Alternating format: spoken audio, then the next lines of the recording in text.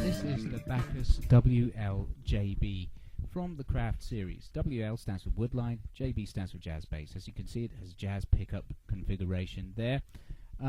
Hardware-wise, what you got are Gotto GB1 machine heads and a Gotto 203B bridge in 4 or 5 strings. So 203B is the 4-string version, or 205B is the 5-string version. Pickups are Bacchus original custom pickups. Control-wise, you have 2 volumes, front and rear pickup, and then you've got a master tone, which is also a pull-up turbo switch. Comes in various colors, as you can see, the oil finish here. And the neck is American hard maple, and fretboard can be finished in either maple or Indian rosewood, and has these lovely block inlays, pearloid inlays, and a pearloid trim around the fretboard, and of course the matching pearloid plate, series Woodline JB5. It's listed as the model is listed as WL JB, and if it's a 4-string, it'll be JB4. If it's a 5-string, JB5. This is probably the cheapest bass in the Craft series range, and I'm very pleased that I get to try this out, because I wanted to kind of see the difference between the ranges with Bacchus, and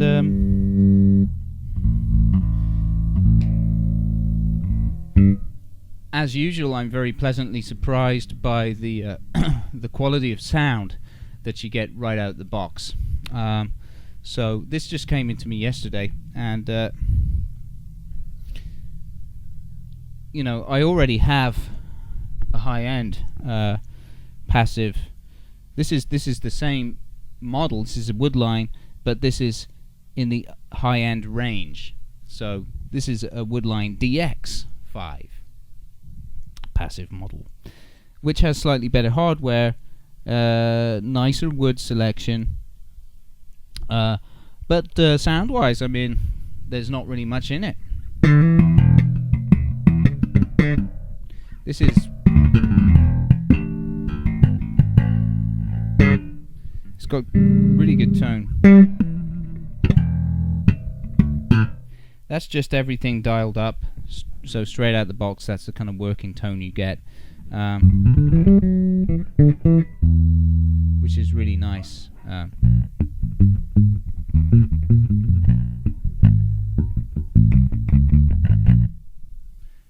And you know, good response low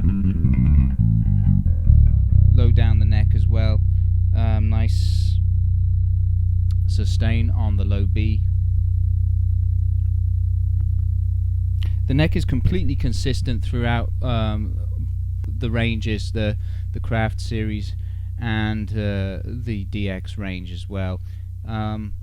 This neck feels just pretty much exactly the same as this, although this has a slightly different finish on it, which I think is a little bit smoother and nicer to play on the DX range.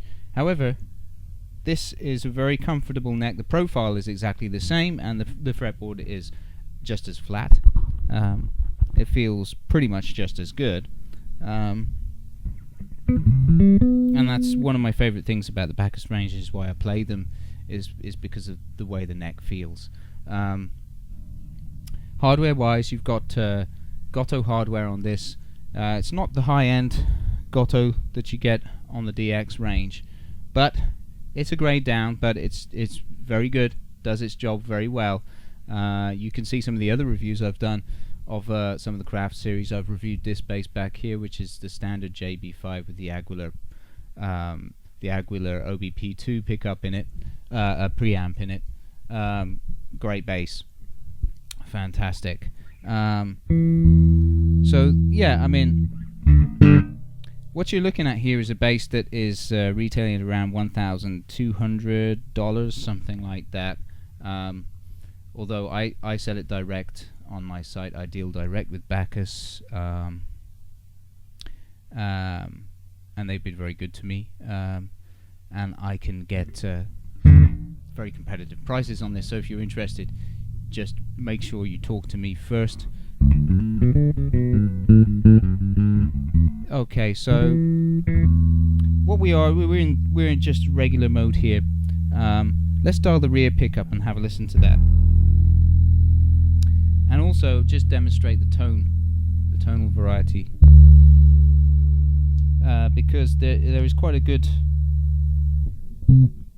Yeah, if you dial this rear dial is your master toner. If you dial it right back, you get this nice warm.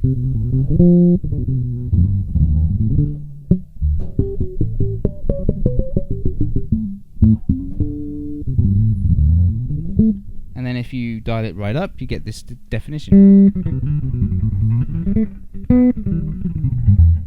If you have it somewhere in the middle,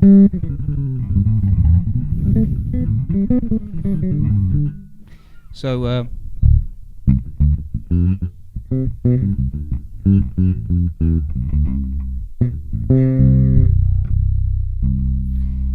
so that's good actually. It's got quite a lot of tonal variety considering.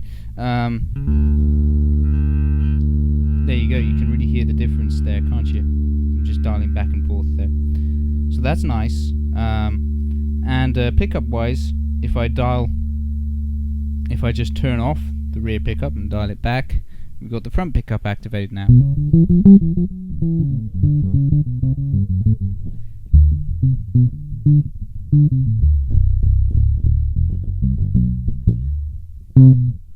So now the rear pickup, something similar.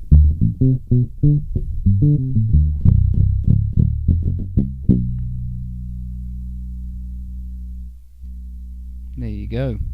And with the tone dialed right up.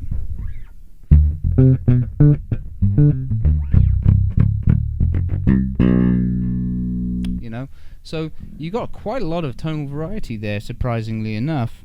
And now even more so if you go into booster mode. So now I'm going to hit it into booster mode. If I play this chord, that's in normal mode. That's boosted. You can hear that it fattens out, doesn't it? So, and especially when you're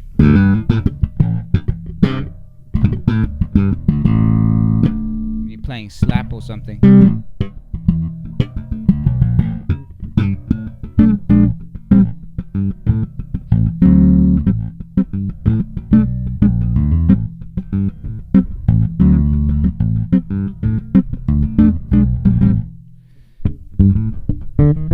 So that's really nice. And right now I've got the tone dialed in the middle. Oh no, I've got it dialed right up. Actually, sorry. If I turn it off, you get that nice muffled sound. That's somewhere in the middle. I like that, in the middle.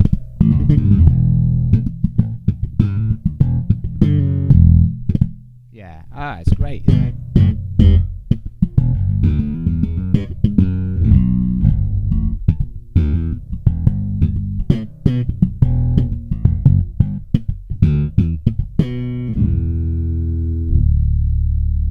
And the low B, I mean, it's consistent with the other basses in the range. It's just as good as on the standard JB5 over there, which is a $300 more expensive bass because it has the Aguilar preamp in it. Just as good as on the, I think actually maybe it's not quite as good as on the DX range, because the DX range has a slightly higher end bridge, has a Godot bridge on there, which is one of the best in its range. I think it's the most expensive bridge in its range, which has string through capability as well. So that's something to take into consideration when you're considering which bass to buy, because the Craft series don't have that bridge. They don't have the string through capability.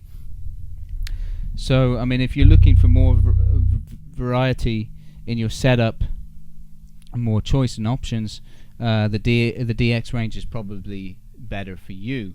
But if you're looking for something that's going to sound great, feel great to play, and look classy enough, and be affordable, the Craft series is excellent for a professional. So I would be comfortable playing this bass on a gig, you know, or on a recording session. The circuitry is very quiet. It's noiseless. It's got enough variety of tone to suit many applications. You know, I think it's a great bass overall. I'll give it 8 out of 10. Sound-wise, though, I mean, I think it's great. Playability-wise, it's great. The only thing that this loses marks on is the choice of materials and construction. For me, if this was a two-piece ash body and they had matched the ash better, I would give it higher marks. Considering when I mark these basses, when I rate them, I'm considering the price versus performance as well. And to me, this bass over here I rated at 8.5 for the rosewood version, and 9.5 for the maple neck version, the natural, because it had more high end, which balanced out the Aguilar preamp. This one I'm gonna give 8. It's a good bass for the money. It's definitely well worth it. You know, you're looking around $1,200 mark, or direct from me about $1,000. And it's got everything that you need. Like I said, the only thing that it loses marks on for me is just the choice of woods for the body. The rest of it is great. I love the neck, I love the fretboard, I love the hardware. I think the hardware is great. Yeah, weight wise it's 4.5 kilograms, and I think that's about it. I think I've covered everything. Yeah, so that's it. 8.5. You can, by the way, you can clearly see that this is a 3-piece construction body, which is one of the bones of contention I have with it. If they had more carefully matched the grains like they did on the slightly more expensive models in the Craft range, I would give it higher marks. You know, it might get 8.5 or even 9, considering the cost performance of this instrument. So that's it. I'm just going to play out with this, and if you have any questions, just you know, feel free to ask me in the comments section, or send me an email direct through my website. You can check out these basses on my website too. You know, if you go to www.dannymstewart.com, you'll see that there is a little bass shop there as well.